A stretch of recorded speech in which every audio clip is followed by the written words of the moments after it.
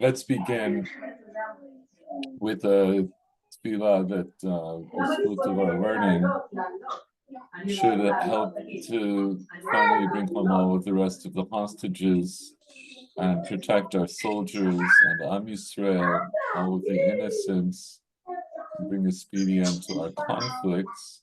In addition, there should be an Ilui Neshama for my mother, Shloma Leah, Bat Menachem Mendel, and for Paul's father, who has Yortzeit today, for Yisachar ben Elazar. That's correct? Okay.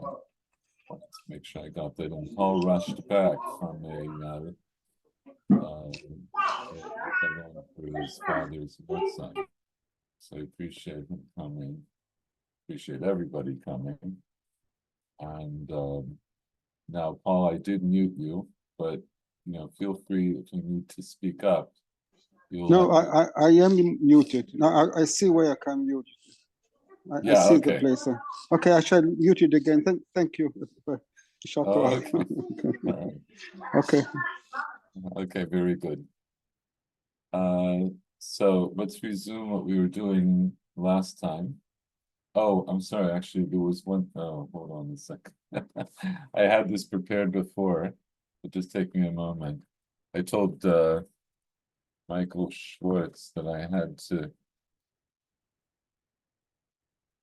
had to do a Windows update. So the things that I had prepared before all dropped out because I had to restart it. I had to restart my computer, but this will just take a moment. Was it pedagogical defenestration?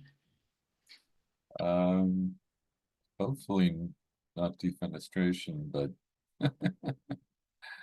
maybe something similar. Okay, this came up.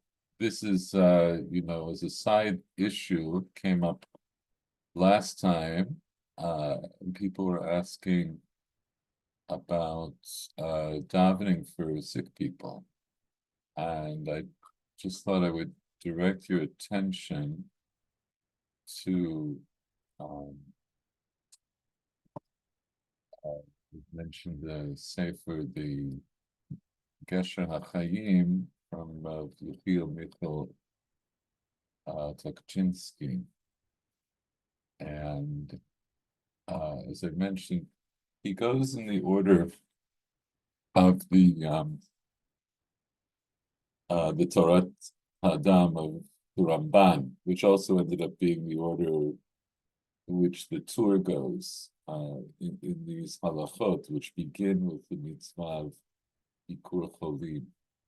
And so this is the first chapter of the Gesher HaChaim. One moment.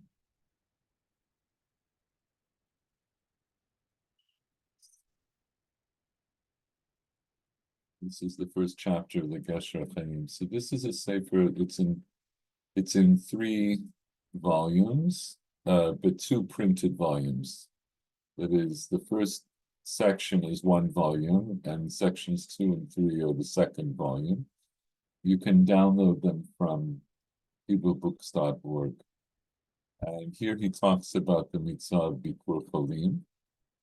And I had this queued up before, just take me a moment.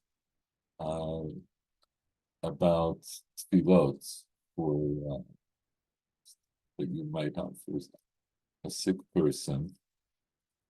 And here. So it's on page 19. Tefillot avur choleh v'shinui shem. So I'm just going to read through some of this, and then we'll go back to our regularly scheduled shiur. So he says that tefillah shemitpalel avur choleh b'va'o levakro, the prayer that one prays for a sick person when he comes to visit him, in befanav, if it's in front of him, or if you're davening, if you want to say a prayer in the presence of a sick person, tehek tzara ma'od, it should be very short, it will be shot and whispered. V'amitpalel b'fnei choleh, someone who davens in front of a sick person, יכול להתפלל afilu below azit. When you daven for a sick person in their presence, you can daven even in a non-Hebrew language. Aval shelo b'fanav, if you're davening not in their presence, yivakesh dafke b'lashon hakodesh. You should request on their behalf in Hebrew. You should include them with the other sick of Israel, those other sick Jews. And you may also be familiar with this from the Misha Baruch that you hear in Shul, and also the appendage to the Fa'enu in Amida. If you pray for somebody in particular, you can pray for particular people in the Fa'enu, and it also says, B'toch Shachol Yisrael.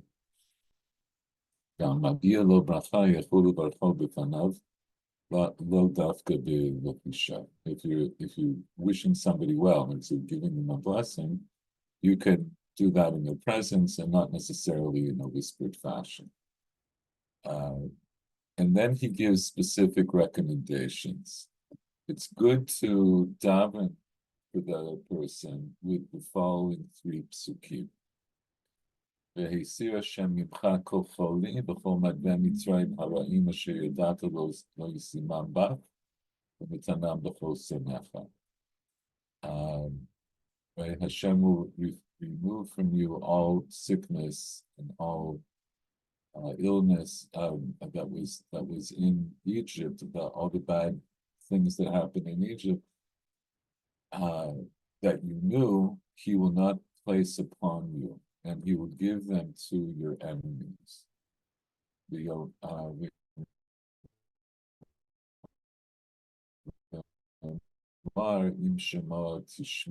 you listen, you surely listen to the voice of the Lord your God.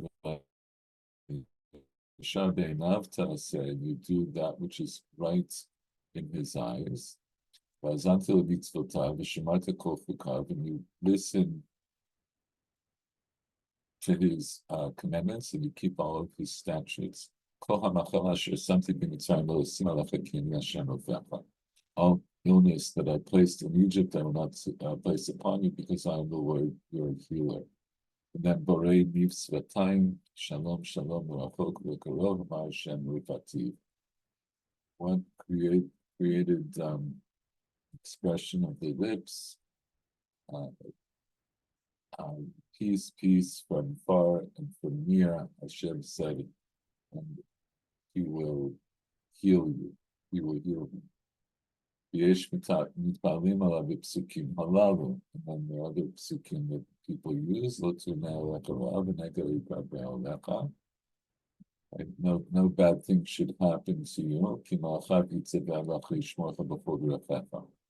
because God will command his angels to watch over you in all of your ways. Heal us, Hashem, and save us, because you are our praise. And on Shabbat, as you know, also from Misha Baruch on Shabbat, it always ends off with Shabbat Hini Rizok Ufoakro Balavo. Shabbat is a time it's Shabbat time that we don't cry out, but that healing should be quickly on its way. And if you want, I can extract these and send them to you. When you daven in the shul or another place for somebody who is sick, not in their presence, it's a custom to say the following 18 kapitel Tehillim, 18 chapters of Tehillim, and he lists them. And if you want to do a lot of tefillah, then you add another 18 and he lists them. And the Mizmor Tamanya Ki Yishmo Shelachodah.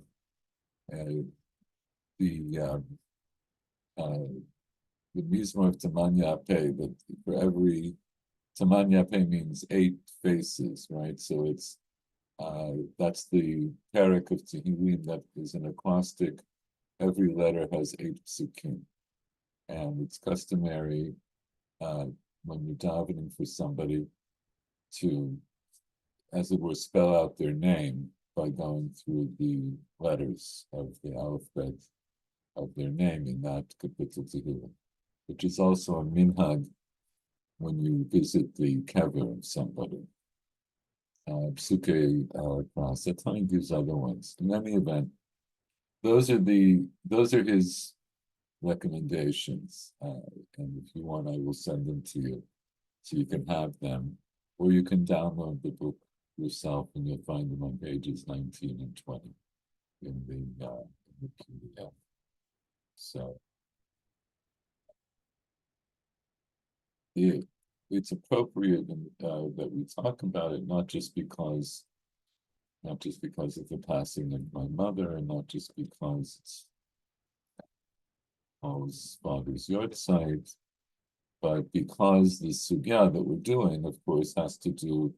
Right now, we're talking about how we deal with sickness and Yom Kippur.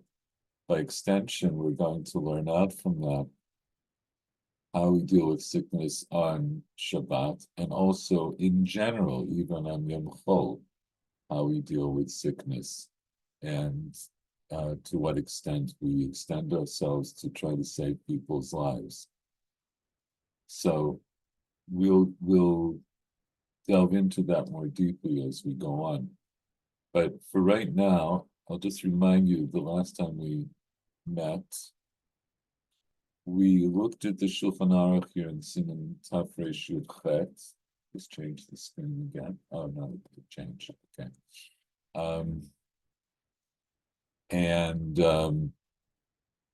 What we saw at first reading, even though we had gone through much of this in the Gemara and with the Rambam and some of the Rishonim, it seems to be complex, this issue of how one consults experts and doctors on Yom Kippur.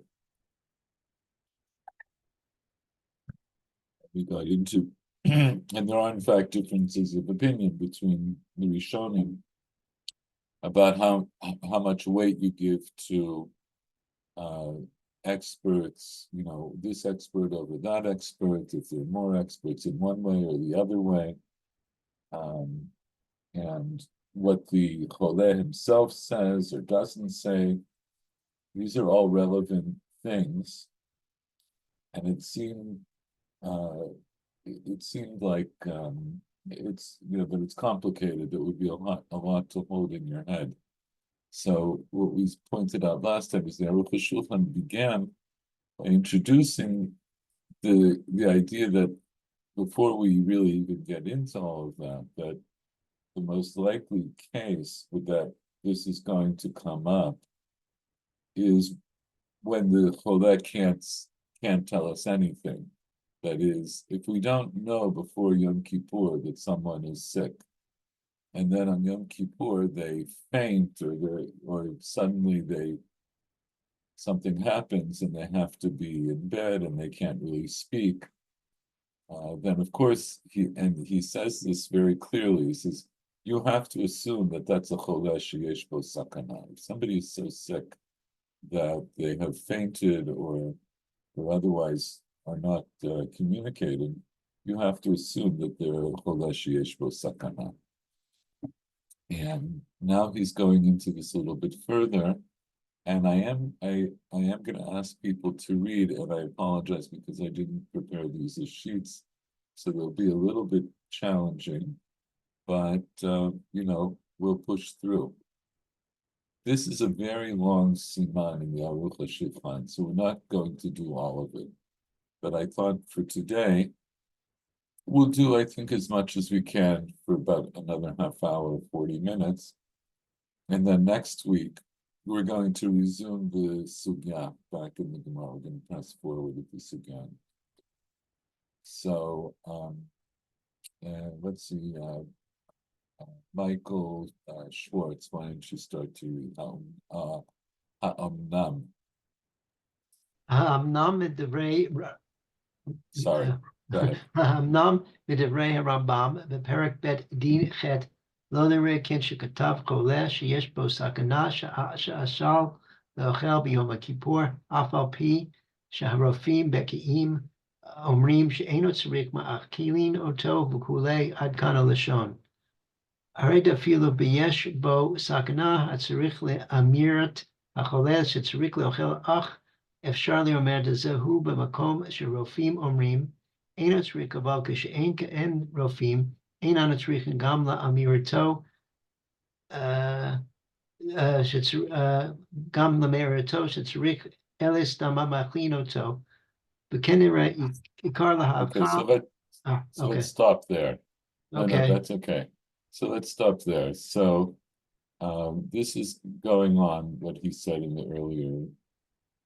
the previous seif, right? How he ended up by saying, how he said, kind of feel yesh safek etzleinu, right? So he said any kind of safek of pikuach nefesh, we're going to feed him.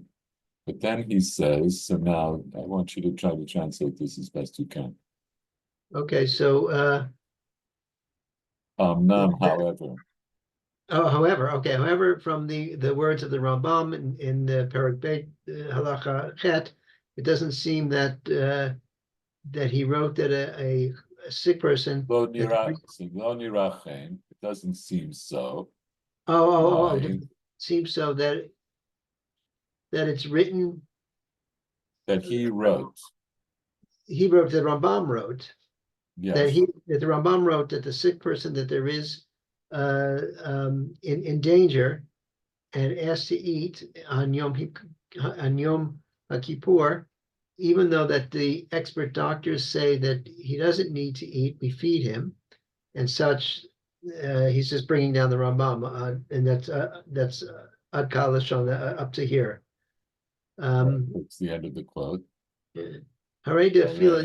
Yeah. So see, even though that there is danger, and that he needs to say that the sick person needs to eat, but it's possible. Yeah, it's okay. Yeah. Hooray. So what do I see from this Rambam? The Rambam says, the Choleh sheyesh bo sakana, when he asked to eat on Yom Kippur, even if expert doctors say he doesn't need to eat, we feed him. So what does that tell me? Hooray. Dafilu b'yesh bo sakana, ki tzrich la'amirat hacholeh shetzarich le'achol. Oh, okay. He still requires that the choleh himself tells us that he needs to eat. So in other words, this is not like I said in the previous seif, where I said where the choleh doesn't say anything because he can't say anything, that we feed him. And it looks like from the Rambam that you would still at least need the choleh to say that he needs to eat. But it's possible to say that this is in a place where the doctors say that he doesn't need, but okay, so when the doctor, so he says it could be that the Rambam is talking about in this case where the Rofim say he doesn't need to eat. So then when the sick person says he needs to eat, we listen to him. Aval. But when there isn't here doctors, we don't need. Or we don't need to say, or he doesn't need to say that he needs. Rather, we just feed him. And such, it seems that the principle of the halacha l'maseh, that the principle of the halacha l'maseh, the practical law, and such it seems that this is practical law. Yeah, so that's his conclusion. Yeah, so okay. He's saying this would seem to be the principal understanding of practical halacha. Let's summarize. So what's the principle that he's stating? What are the halachot that he's saying now? Basically, if the sick person says he needs to eat, you feed him. So if the person says he needs to eat, you feed him, even if there are doctors there who say he doesn't need to eat. And if the person can't say anything, then we don't, maybe there are no doctors. Maybe there are no doctors there, and the person can't speak for himself because maybe he's fainted. So he says, "Stamba ma'afilinoto," without any other, without any other information, then we're going to feed him. So these are the principles that we're working on. Michael Werner, are you still with us? I want you to pick up from here. Ve'en litmoa. Okay, so if you can point out where we are here. Okay.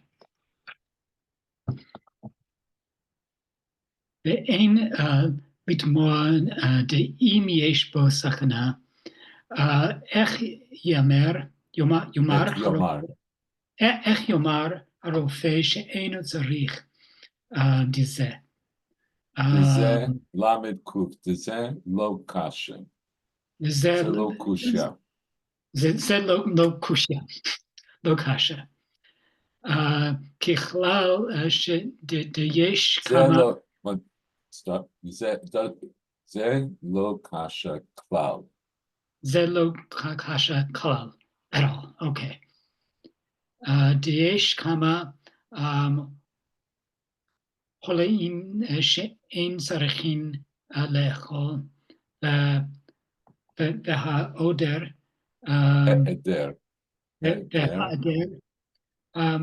האכילה לא תזיק להן באומנה להן. לא תזיק להן. Okay, so ואין לתמוע. Okay, let me just find my place again. Okay, there we are, yes. So one doesn't, I'm going to say, prevent, is it? No, litmoa. The ain litmoa. There's no place to wonder. Litmoa would be to wonder. Okay. Like to ask, like to be. Yeah, I think that's the best translation. Ain litmoa. One shouldn't wonder. One shouldn't wonder whether he's in danger. Not whether. One should not wonder that he is. That if he is in danger. Yes. Or there's danger in him. I mean, yes, if he's in danger. How would any doctor say that he doesn't need to eat? So you understand his question. What's he asking here? What he's saying, you shouldn't ask this question. One shouldn't wonder that if he's in sakana, how could it be that a doctor says he doesn't need to eat? Right. Okay, because with that he's picking up on what he just said a moment ago, right? In the case that he brought a moment ago, that we have this possibility that that the chole says he needs to eat, and the doctor says he doesn't need to eat. So he's saying, maybe you'll say, but everybody sees he's besakana, so how could it be that the doctor is going to say he doesn't need to eat? So he replies to his own question, Jizeh lo kasha klal. This is not a difficulty at all. Because, keep reading. Because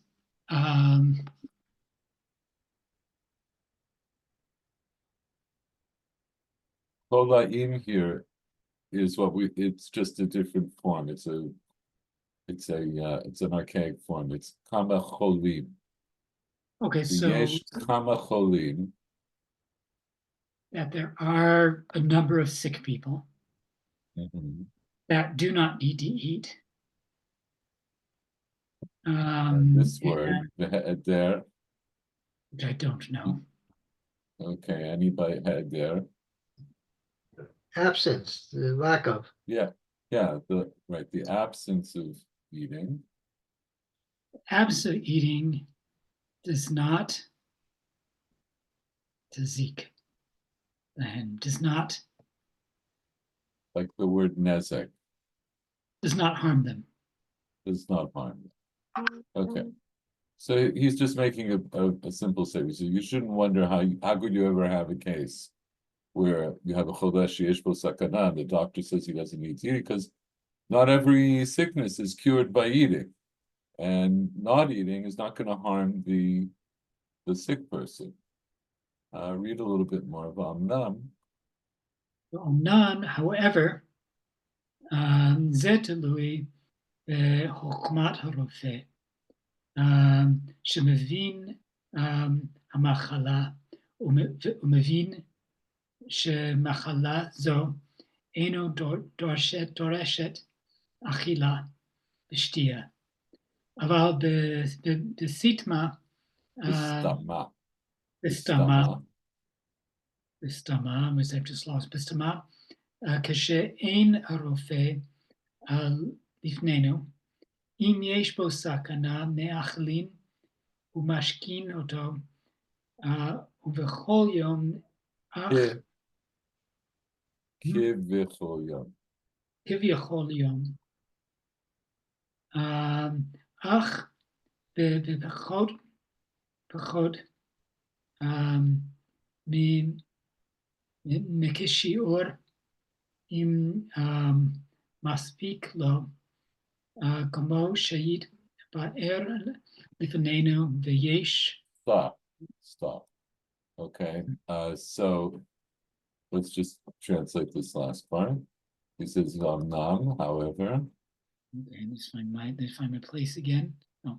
However, this depends on the knowledge or the wisdom of the doctor who understands the sickness and understands that this sickness does not require eating and drinking. But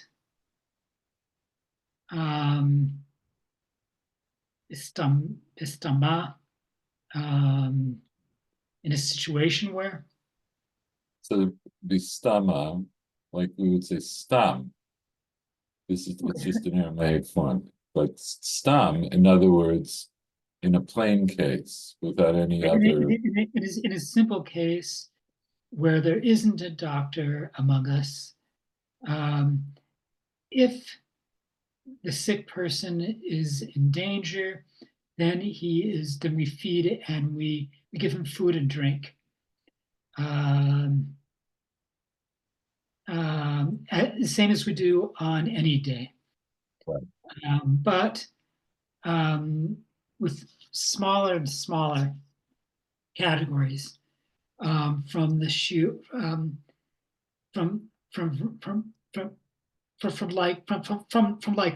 small amounts, like with the shear. We feed them in shearing. We start with shearing. Okay. And if that suffices for him, it doesn't say and, it's just that's part of the same sentence. Right? If the shiur is suffices for him, as it is clarified, as will be explained. As will be explained for us. Before us. In other words, I'm going to talk more about this later. Okay, so now so again, the Aruch HaShulchan here is being very practical, and before he gets into, he hasn't yet gotten into the whole discussion that we saw in the Tur and the Shulchan Aruch about how many doctors and so forth. He's just saying, if you have a chodesh yesh bo sakana, and there are no doctors there, but we're assuming, and this is based on his contention in the first seif, if you see somebody is sick and there are no experts there, and you have no other knowledge, then you just start feeding him. But again, if you don't have any other knowledge, then you should start feeding them the shiurim, which he'll explain, right? He says he'll explain that in detail later. So this is just it's a practical approach to what could really happen. That you may be with somebody, whether it's in shul, whether it's at home, whether it's on the street, and you see that somebody is really ill on Yom Kippur, you're not going to wait until a doctor comes. Maybe you can't get a doctor, maybe a doctor's not going to come. You just start feeding them. But if you don't have any other information, then that's the stama, right? The stama, kashem rofeh lefanenu, that without any other information, without anything else to go on, then we're going to feed him the fish shiurim. So is this? Go ahead. Is it usual for the Aruch HaShulchan to start with sort of the practical halacha, or is he start the practical halacha simply because somebody looking this up likely is in this very situation? That's a good question. Any practical answer, very quickly. Okay, so that's an interesting question, and I'll just tell you a little bit about the derech of the Aruch HaShulchan. I haven't gone through the entire Aruch HaShulchan, but I've gone through a lot of it. Probably most all of the Orach Chaim and large parts of Yerodei and Even Ezer, a little bit of Toshim Mishpat, whatever. This is his derech. His derech is he starts off every section, whatever he considers to be a new section, by giving you an overview of the halacha, and in that he's following the derech of many other svarim before him, including, we've seen this also this is the derech of the Rambam, it's the derech of the Tur, it's the derech of some other people as well.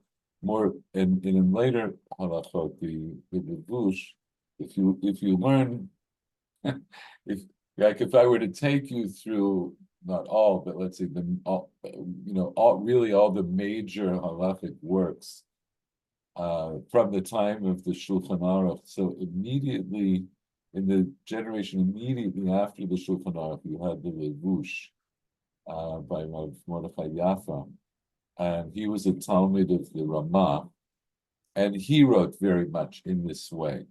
And after him, you have the Shulchan Aruch of the Alter Rebbe, which is also similar. So he's following in a tradition like that, but he's laying it out in his own way. But but I'm also going to point out to you, the downside, as it were, to the Aruch HaShulchan is, unless you've learned the Aruch HaShulchan on any given siman before, it's not a book that you can easily look up and find the answer to your halachic question, because you see that he has this comprehensive approach. And so because of that, he starts off with certain conceptual basis that's going to be the basis for understanding, and then he's introducing halachot as he goes on, as opposed to the whole derech of the Shulchan Aruch was to cut out all of the discussion and all of the sources, and just tell you halacha aleph, halacha bet, halacha gimel. And the Mishnah Brura, because it's a commentary on the Shulchan Aruch, is an easier reference to reference, because it'll be relatively easy to find the halachot that you need in the Shulchan Aruch because of the way it's laid out. And then on any given halacha in the Shulchan Aruch, you could see what the Mishnah Brura says as practical halach. So it makes the Aruch HaShulchan more challenging to extract halacha in an immediate sense. But that is what he's doing now. He's telling you what the practical halacha is. But you see, in order to really fully appreciate what he said here, in Seif Bet, you should have really gone through Seif Aleph. So, and they're long, they're sort of long discussions. Let's finish off the last part of this Seif with Paul. Can you read the Eshkol? Do you hear me? Yes. Yes. ויש חולאים שכל רפואתם הוא בריבוי אכילה כמו בעלי השחפת שקוראים סוחקתא. אוקיי. או דבאלו לא יספיק פחות מכשיעור וצריכים ליתן להם הרבה כאוות נפשם דזהו רפואתם. Okay. Today you should give them a medicine. Okay. Well, anyway, there are sick persons that who for which the way to cure them is to give them a lot of food, like people who have how do I say shachefet? Okay, so we talked about this the last time. So shachefet we translated in modern Hebrew as tuberculosis. But tuberculosis, yes, tuberculosis, yeah, shachefet, yeah. And he says it's sochatka, oder, but it doesn't matter. I told you what the Russian translations are.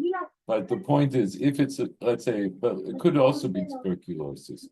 The be'elu lo, and for those persons, it wouldn't be enough to feed them according to the shiurim, and then you have to give them a lot of food, as much as they want, ka'avat nafsham, since this is the way to cure them. Something like this. Yes, that's that's exactly right. Okay, so so he's saying, if you are aware of the sick person's situation and they do need to eat, and you see that, if you happen to know that the thing that they need is to eat, then forget about the shiurim and feed them what they need. Okay, so what we see here, in the first, the Aruch HaShulchan's approach, he's starting off by trying to give us a very practical approach to this problem that any one of us encounter. Hello? Okay. Actually, so look at it. Yeah. I don't understand. Let's go on. Shell, I don't understand. Okay. If you have tuberculosis, you don't go to a Beit Knesset. It's too dangerous. You stay at home, and the doctor tells you, eat. Don't fast during the Yom Kippur. You don't even get into that situation. It doesn't make sense. Such a person shouldn't fast milechatchila. So I can say two things. So he introduces that part by saying, so what did he say? He said, in a case, we're talking about a person where we assume because of the symptoms they're exhibiting, like that they've collapsed in front of us, right? And so in that case, if there's no rofei, you start to feed, give them food and drink. Oh, that's okay. Yes. Okay, but if you know that he is ill and that he has tuberculosis, don't go to the Beit Knesset and eat. And you can't allow yourself to fast. Right. So first of all, I want to point out that you like to bring in this case of the person who's in shul. I just want to point out that Aruch HaShulchan never mentions that. It's just wherever the person happens to be. So it's not necessarily he's in shul. But second of all, the next part is just the logical extension. He says Yesh Kolaim. There are those who are sick. that their healing is going to be based on eating. And he brings tuberculosis or whatever he thinks shachatut is. He brings that as an example. And he just says, in general, if you have a sick person who needs to eat, then you feed them, and you don't worry about shiurim. If that's what it's dependent on. And of course, nowadays it is. It can be. I don't know if it's principally any different, but maybe the approach to it is a little bit different. But because the way medicine works nowadays, Western medicine, sometimes they might say yes, they have to eat, but they could eat shiurim, but they would also have to take medication. Lo yodea, but he's not arguing against any of that. The whole approach of these first two seifim is to say that when we have minimal knowledge and we see a sick person in front of us, then this is what we're going to do. If we're not experts in this, and we see somebody is very ill, our first reaction should be to feed them. So if we don't know anything about their choli, about their sickness, so start feeding them b'shiurim. But if you know their sickness is something that's going to require them to eat, then you feed them as much as they want. So okay, Michael Schwartz, why don't you continue Sif Gimel? B'zeh lashon hatur. B'zeh lashon hatur, kolet shetzarich le'ochol im yesh sham rofeh b'ki she'omer im lo yitenu lo efshar yikabed alav hacholi v'yistaken ma'achilin oto al piv v'ein tzarich she'omer Shema yamut v'im ein shem rofei machlim oto al piv shema acher shehodiehu shehu Yom HaKippur v'hu shoel leochel ein tzarich ledatech alav yoter b'kulei adkan lashon. Okay, so let's translate this from the tool. Okay, so this is also the language of the tour, that a sick person that needs to eat. If there is an expert doctor that says, if you don't give him to give him food to eat, it's possible that his sickness will become worse, and it will endanger him. And therefore, we feed him according to his word, and it's not necessary to say also that perhaps he will die. And if there is not there a doctor, we feed him according to his word. After we make it known to him that it's Yom Kippur and that he asks to eat, and there's no need to be particular about him more, and that this is the language of the Torah. Right. Okay. So, and this we saw. This language is almost repeated by the Shulchan Aruch. And so what's he saying? So until now, the Aruch HaShulchan has introduced, like I said, before he gets into this question of the consultation with the experts, he says, listen, I just want you to know on Yom Kippur, if you see somebody's really ill, you start feeding them and, you start feeding them and giving them to drink. And what he said, either in shiurim or not in shiurim, but whatever you start. And now he brings the tour. So he says the tour is talking about a case where there is a rofei baki. And the baki says, if you don't feed him, it's possible that this sick person his sickness could worsen. He could become endangered. And then, so we feed him based on the opinion of the expert doctor. We don't have, and certainly we don't have to say that we will feed him according to the expert doctor if the doctor said he might die, right? So there's a differentiation here that the person who's being presented, we talked about this time, but let's just mention. So the sick person is presenting to the doctor as sick. The doctor is saying, what the implication is, the doctor is saying, at this moment, he's not about to die, and at this moment, his situation is not that he's in danger this moment. But what? But if we don't feed him, he might become endangered. And in fact, if we don't feed him, he might eventually die of this sickness. That's the Ein Sarich Lomar. Certainly, the doctor doesn't even have to go so far as to say that. He doesn't have to say that if we don't feed him, he's going to die. It's enough for the doctor to say if we don't feed him, his situation could worsen and he could be in danger. So so we feed him. We feed him according to the doctor. We ain't sham rofei. And if there is no doctor there, the tourist says, then we feed him according to himself, according to what the choles says. And he adds this in, right? So he's integrating this idea that shemeachar shehodiyuhu sheyom hakippurim, sin will feed this sick person according to his own request, since we have already informed him that today is Yom Kippur, and nonetheless he's asking to eat, ein tzarich l'dakdek alav yoter.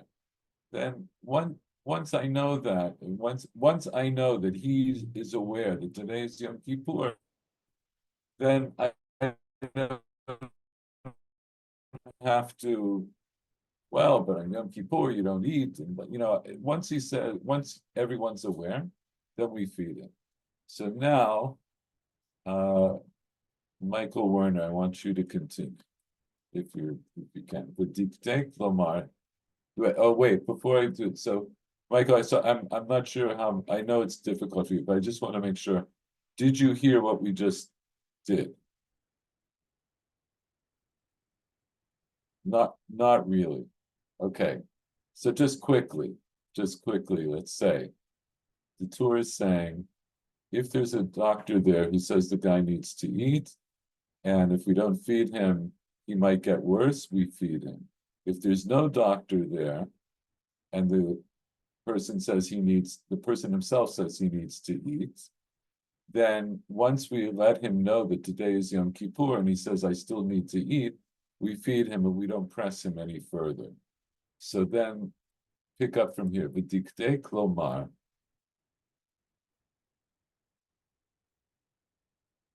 You're muted.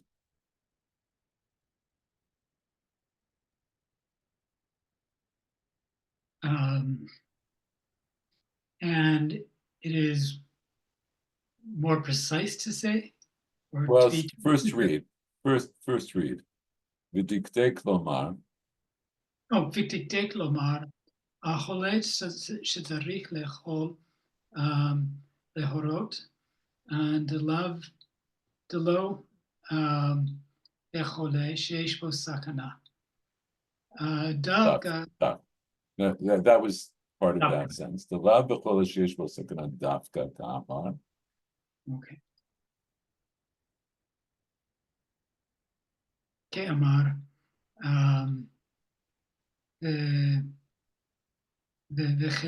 וכדברי הרמב"ם, אבל בחולים של סכנה, כגון... Ella. Oh, I skipped something. אלא אפילו ואין בו סכנה, והוא אומר שצריך לאכול, מאכלין אותו. Stop. So let's just understand this. V'dikdei lomar. So he was particular to say this is referring to the language of the tour. But the tour here is being very careful in his language. So he was careful to say, go ahead, A sick person who needs to eat. Which I'm just not recalling.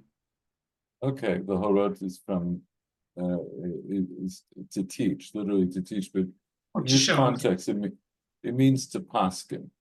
or to, or to say at this moment, right, that the Tur is paskening the love, the cholesh yesh bo sakana dafka ka'amar.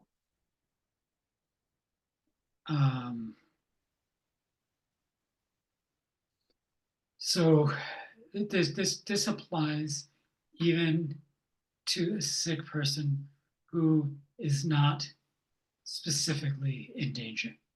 Actually, the love, it's not dafka about a cholesh yesh bo sakana. So I mean, it's okay. I'm going to put it together. So, but the diuk of the language in the Tur, and the way the Tur is phrased, the Tur is being careful to talk about that when we're talking about a sick person who needs to eat on Yom Kippur, that he wants us to know that the psak is, this is not necessarily only about a cholesh yesh bo sakana. It's the love b'cholesh yesh bo sakana dafka ka'amar. It's not specifically about a cholesh yesh bo sakana. In other words, this could be any choleh. How does he get that from the language of the Torah? How does he know that it's not talking about specifically only about a choleh sheyesh bo sakana? Because the Torah also referred to a situation in which a doctor says he's not in sakana, but his condition will deteriorate if he's not eaten, if he does not eat. Very good. That's how we saw the Torah. The Torah says we're talking about a choleh who, if he doesn't eat, he could become misukan. He could yichol yot shistaken. And so I understand that we're talking about a choleh that's lav dafka at this moment, a choleh sheyesh bo sakana. Ukedivrei haramba.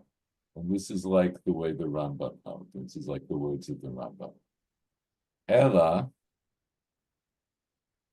read a little bit more. This is what you read already. Rather, even if the sick person is not in danger and he says that he needs to eat, we feed him. Good. Stop there. Okay. Very good.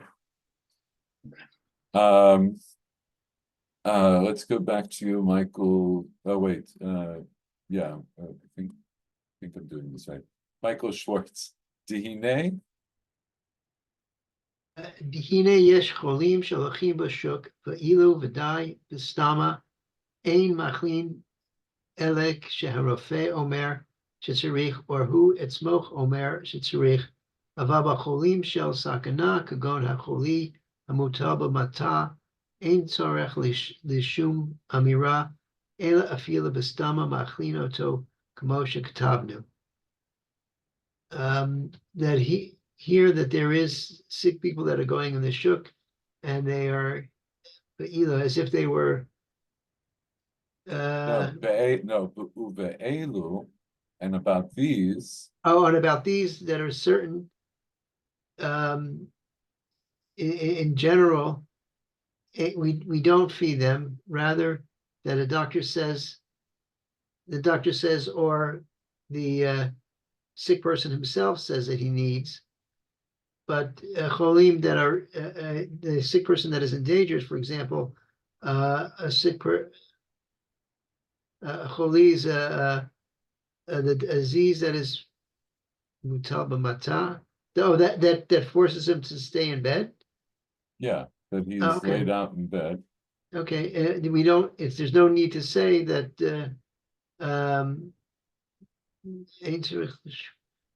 Ein tzarich l'shum amira.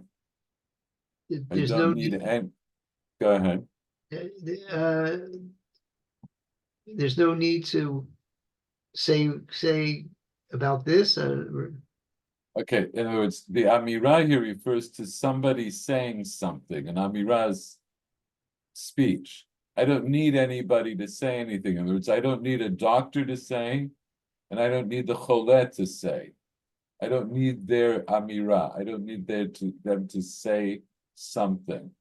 Okay. Ella, Rather, even just in a general case, we feed him like we had written, that we had written. as we have written. Okay, so I'll just tighten this up a little. So he points out this is sort of the other side of the coin.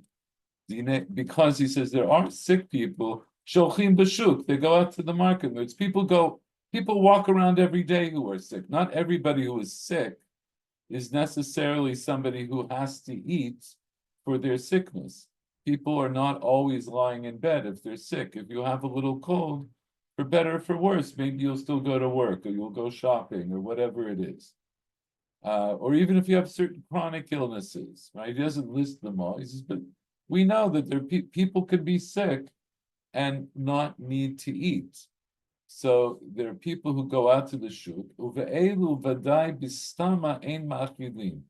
And regarding these people who are getting up and walking around, so stama, in other words, without any other information, we don't feed them, except if the doctor says they need to eat, or the person himself says that they need to eat. But Cholaim shel sakana, with people who are sick in a dangerous way, where their health is deeply in danger, kagon hacholi hamutav b'mita. Either this is a typo, in words, it could be kagon hachole hamutav b'mita, because the sickness isn't the thing that's lying in bed, or it means kagon hacholi shemetil oto l'mita, or it's a sickness that makes him lie in bed. Or it's if we're talking about cholaim who are in danger, who would be, have to lie in bed, that they wouldn't be able to get up and move around, then eino tzarich l'shum amira. I don't need anybody to tell me that they need to eat. I don't need the doctor. I don't need the sick person.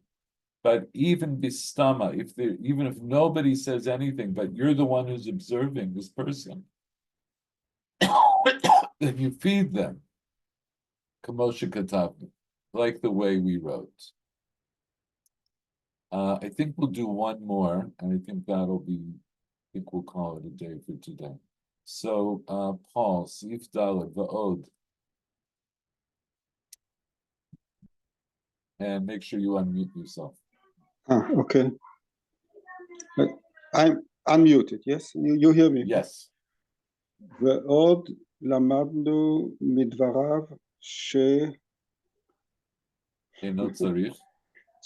צריך שיאמר הרופא שאם לא יאכל ימות, אלא אפילו אמר שיכבד עליו החולי וממילא שיוכל להסתכל על ידי זה מאכילים אותו, ולא עוד אלא אפילו שגם זה אינו אומר בהחלט, אלא אפשר שיכבד עליו החולי גם כן. מאכילים אותו דכלל גדול, דכלל.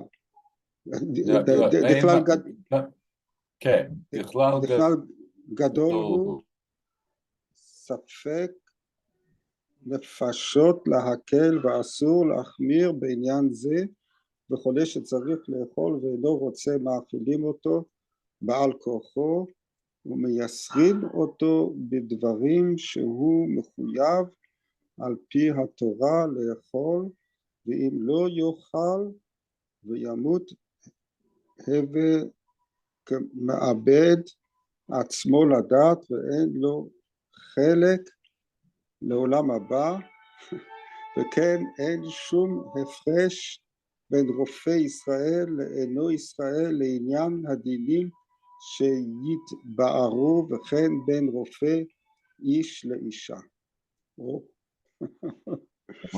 Okay.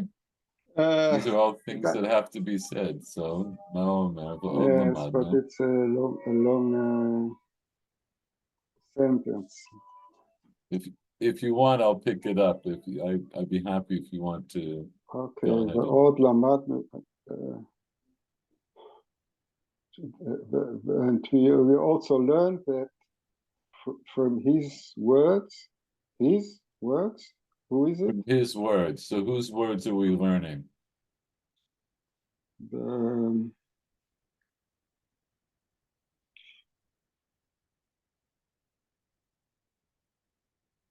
Michael Schwartz. It's the Torah. We're still talking about the Torah. The Torah. We're still talking about Okay. the Torah. So he says we Okay. learn more the further from the Torah.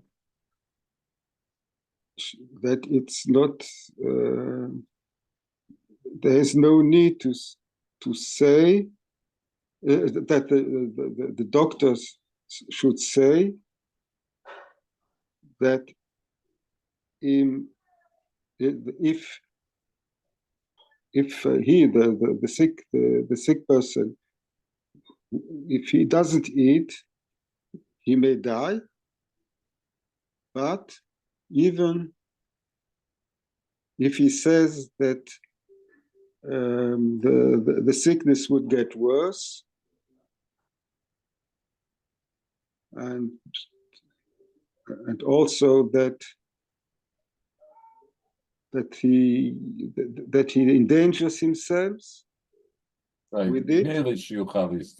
Right. That in other words, he doesn't right. So we don't need the doctor. That was the answer Lomar Yamut in the Torah. He's saying, I learned now from the Torah that what does the Torah mean? The doctor himself doesn't have to say that the choli will degrade him so much that he might die. He doesn't have any right. But even if he just says, even if he just says that if he doesn't eat, he will get sicker, and then sort of automatically he'll be in danger. Right, by this. You feed him. Velo od, and not only that, where am I? Yeah. But not only that, but even if he doesn't say it, בהחלט, clearly,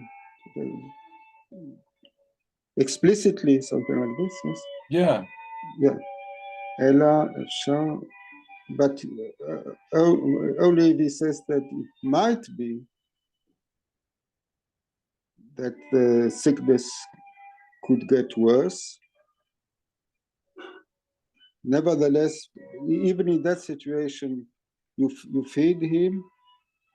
The klal gadol hu, as it is a great General principle. klal. A klal is a general principle. It's a great general principle. That it's a great principle that in case that there is an ספק נפשות. ספק נפשות להקל, כן, זה כלל גדול. אם there is, איך אומרים ספק?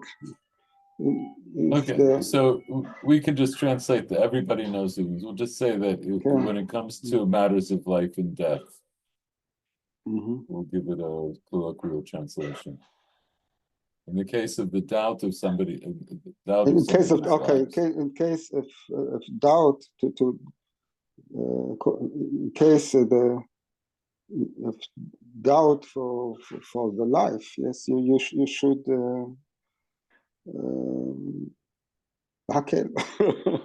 Yes, you should be lenient. Lenient, okay. And then it's forbidden to be stringent.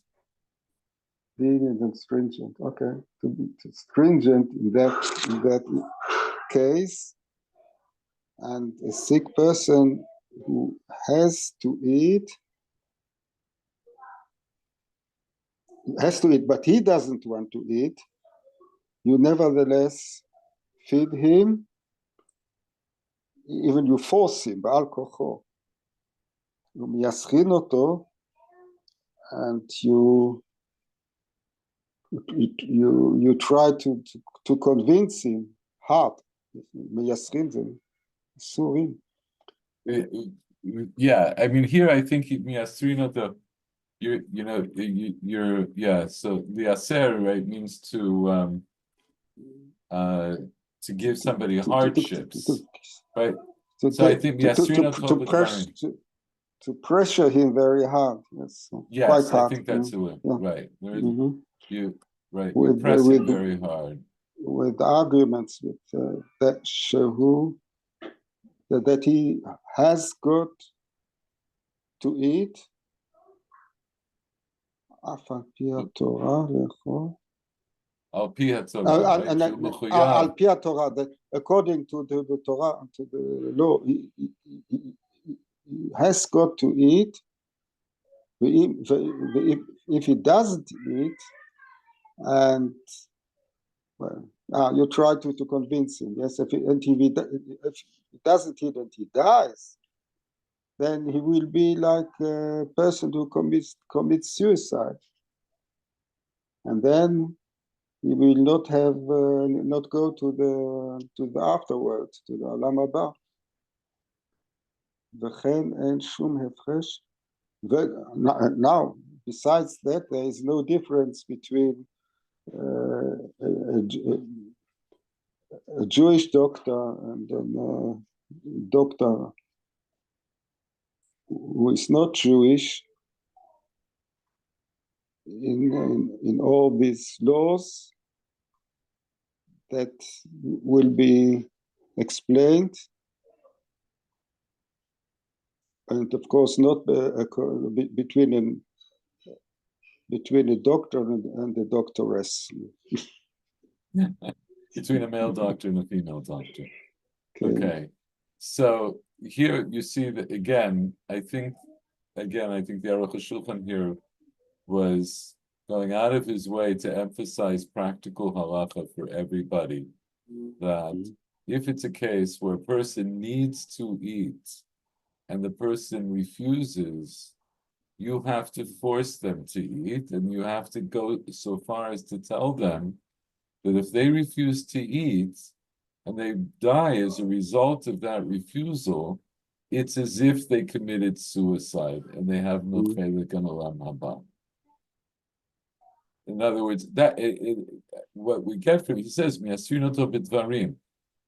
is not, it's not just telling you what the halacha is, he's telling you this is how you have to speak to the person. We talked about this before, and I've seen this with people who don't want to eat on Yom Kippur even after their doctors told them to eat. So then you have to give them, here Miyasrin, I was going to say, it's also like Lashon Musar, like you have to give them Musar. You have to tell them, no, like now this is not up to you. Your mitzvah now is to eat. Yeah, of course. Yeah. Right? And that it's a very important thing. There's stories about this, and if I remember, I don't have this in front of me, but I believe that Rav Soloveitchik brought this in the Sefer Isha Halacha, that his grandfather, the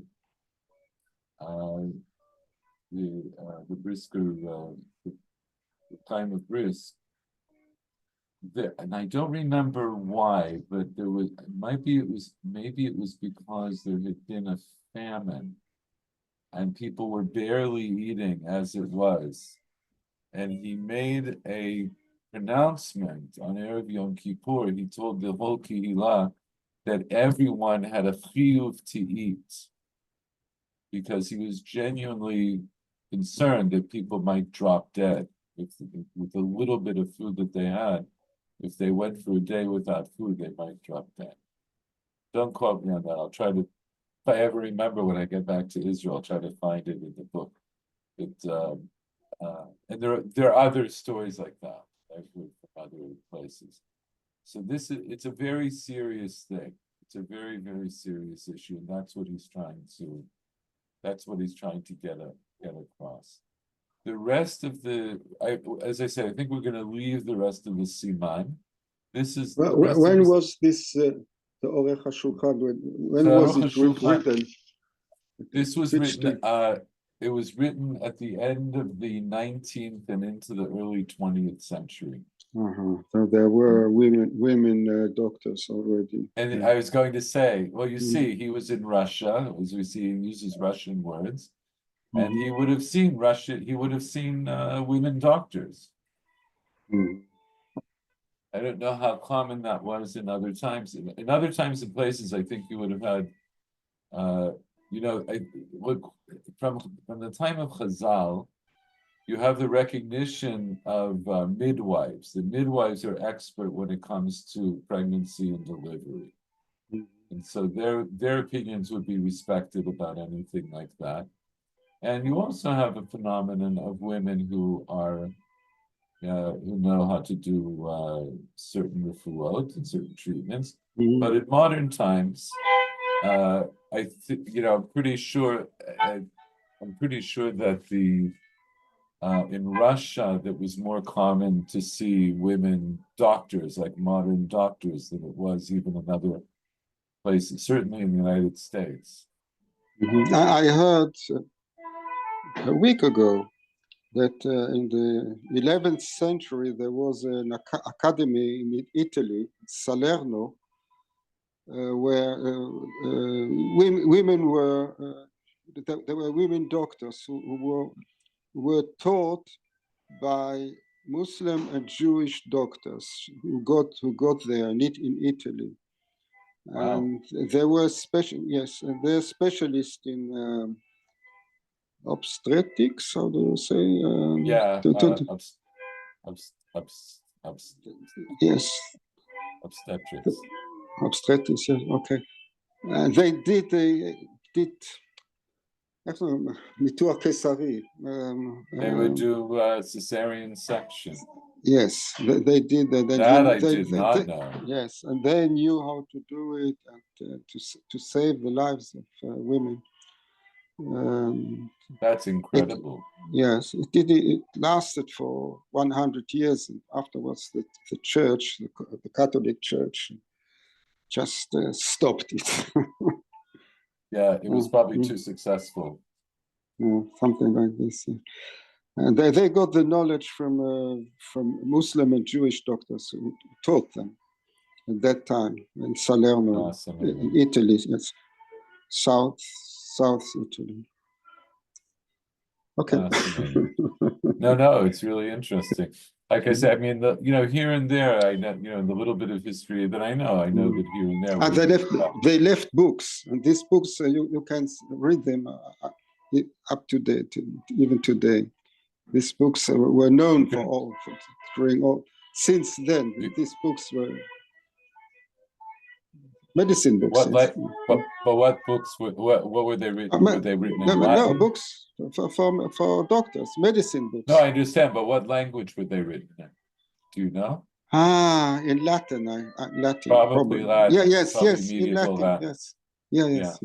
Yeah, there were some people who translated the Muslim books and the Jewish books of medicine. So it's the Christian doctors. They didn't have enough knowledge, so they had. And those books these Jewish books and Muslim books were translated also to Latin. To Latin. Very interesting. Very interesting. Okay. I think that's it for today, unless anybody has anything else you'd like to add. And if not, hope to see you next week. Baruch Tiyeh, your father should have Aliyat Neshama. And we'll see you. We'll see you next time. So I managed to stay at my son's house. Ivanti. I didn't recognize the background. She is still with the children, the Anechadim. Yes, Yefeh. Very nice. Okay. But if you don't mind, I'll ask you though before we finish. When did your father pass away? How long ago? 17 years ago. So before I joined your lessons. Yeah, 17 years ago is also when my father passed away. It's going to be his yortzeit. His yortzeit is Motzei Yom Yerushalayim. Died like that night, right after Yom Yerushalayim. Yes, my father was 1 week before Purim. So that's Uh-huh. Okay. Well, thank you, and we'll see you next week. Thank you. Good night. Good night. Bye.